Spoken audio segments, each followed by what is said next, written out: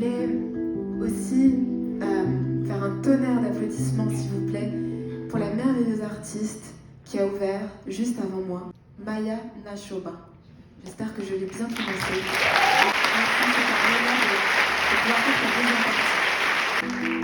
J'avais envie justement de parler de Maya aussi parce que la première fois qu'elle m'a écrit, c'était au travers ce podcast que j'ai écrit qui s'appelle Bi, qui est un chemin que j'ai fait vers l'amour de soi et puis l'amour des autres évidemment.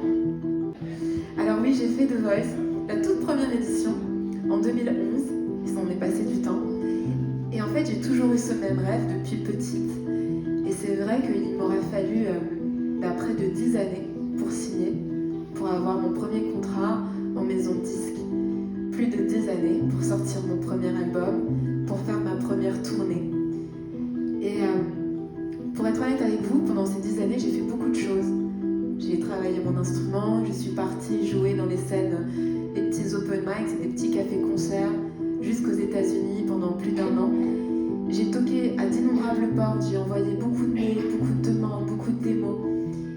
Et un jour, je me rappelle, j'ai dit ça à ma mamie, parce qu'elle est dans la salle, j'ai dit « Mamie, j'ai tout fait ».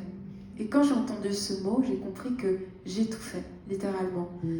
Parfois dans la vie, et c'est ce que je crois, il y a un timing.